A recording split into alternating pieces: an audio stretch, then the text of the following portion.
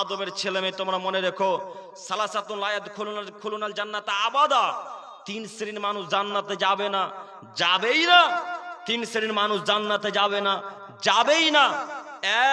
এক, মুদমিনুল খামর, যারা বিড়ি গুল গুটকা গাঁজা হিরোইন ইয়াবা তিরঙ্গা জর্দা সিগারেট খৈনি খায় পান করে, তারা জান্নাতে যাবে না। আচ্ছা, এরা যদি এখন জান্নাতে না যায়, তাহলে ডান হাতে আমলনামা পাবে না বাম হাতে? বাম হাতে। তার মানে চৈনগর মানুষ বুঝতে পেরেছে গো, আলহামদুলিল্লাহ। আচ্ছা, একটু এবার বলি, বিড়ি গুল গুটকার কথা যখন এলো তখন একটু কথা বলতেই হয়, না বললে হচ্ছে না। এখন যদি এই মুরব্বী হিসেবে যুবকদের পকেট চেক করা হয়, বিড়ি গুল গুটকা কিছুই পাওয়া যাবে না। পাওয়া যাবে? এখন চেক করলে পাওয়া যাবে না? পাওয়া যাবে। কি লেখা আছে একটু দেখেন তো, কি লেখা আছে গো? কথা বলেন একজন দেখি। বিরাট ধর্মীয় জালসা। হো মুরব্বী সাহেব, এটা ধর্মীয় জালসা, এটা হিন্দুদের মেলা নয়। যে জালসাতে পবিত্র স্থান আপনি বিড়ি গুল গুটকা পকেটে করে নিয়ে আসেন, লজ্জা লাগে না? হায়া লাগে না একটুকু? শরীরে কি রক্ত নেই? যাচ্ছে সবই পুজ ভরো, শরীরকে যাচ্ছে সবই পুজ, শরীরে রক্ত নয়। এত বড় পবিত্র স্থানে জালসা ধর্মীয় সভাতে আপনি কিভাবে বিড়ি নিয়ে এসেছেন পকেটে? কিভাবে গুলকে ভরে নিয়ে আসতে পারেন? কিভাবে সিগারেট থাকতে পারে? আপনি কাপুরুষ, আপনি কাপুরুষের সন্তান, কাপুরুষ। আপনাকে আবারও আমি বলে গেলাম, আপনি কাপুরুষের সন্তান, কাপুরুষ। কাল সকাল হতে হতে আপনাদের রায়গঞ্জে যেখানে সবথেকে বড় হসপিটাল আছে, সেই হসপিটালে গিয়ে সমস্ত রক্তকে বের করে, সমস্ত পুজকে বের করে রক্ত ভরার চেষ্টা করিয়েন, সমস্ত পুজকে বের করে ফেলে রক্ত ভরার চেষ্টা করিয়েন, সমস্ত পুজকে বের করে ফেলে রক্ত ভরার চেষ্টা করিয়েন। কাপুরুষের পরিচয় দিয়ে পৃথিবীর বুকে বসবাস করিয়েন না, শতদিন বলেছি। কাপুরুষের পরিচয় দিয়ে পৃথিবীর বুকে বসবাস করিয়েন না, শতদিন বলেছি। কাপুরুষের পরিচয় দিয়ে পৃথিবীর বুকে বসবাস করিয়েন না, শতদিন বলেছি।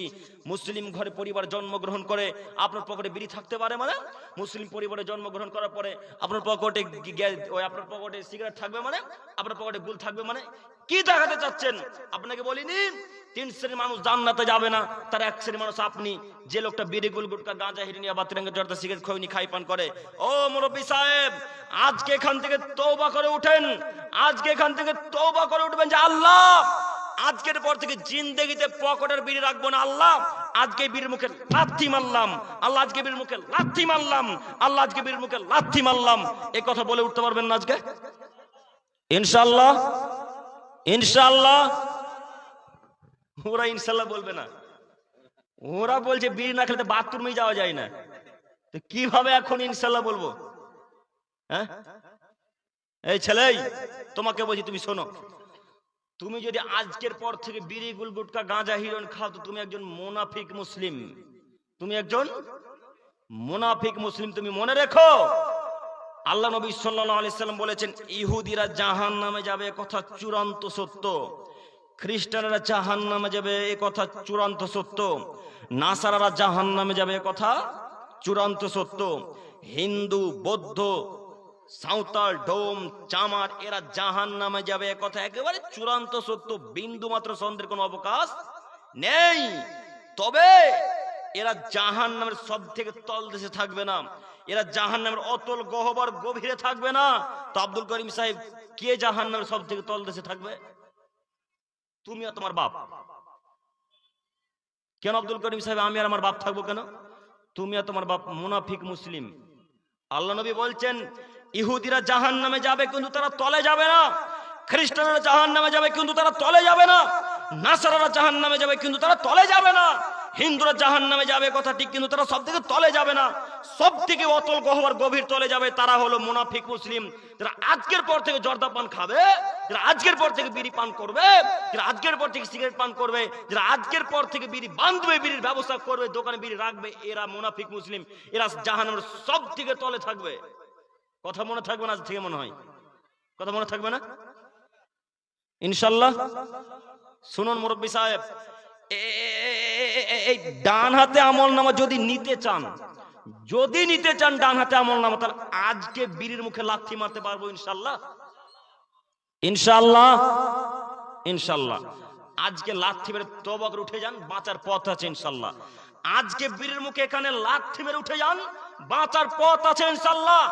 আজকে এখান থেকে বীরের মুখে লাথি মেরে পকেট থেকে সব বিড়িকে ফেলে মুচিরে ডোর দিয়ে লাথি মেরে ফেলে দিয়ে বলেন, আল্লাহ আজ থেকে জিন্দেগিতে পকেটের বিড়ি উঠবে না, আল্লাহ আজ থেকে জিন্দেগিতে পকেটের বিড়ি উঠবে না, আল্লাহ আজকে থেকে জিন্দেগিতে পকেটের বিড়ি উঠবে না, আল্লাহ তুমি ক্ষমা করো, আল্লাহ তুমি ক্ষমা করো, আল্লাহ তুমি ক্ষমা করো, আল্লাহ তোমার কাছে তওবা করছি, আজ থেকে জিন্দেগিতে আর বিড়ি উঠবে না পকেটে।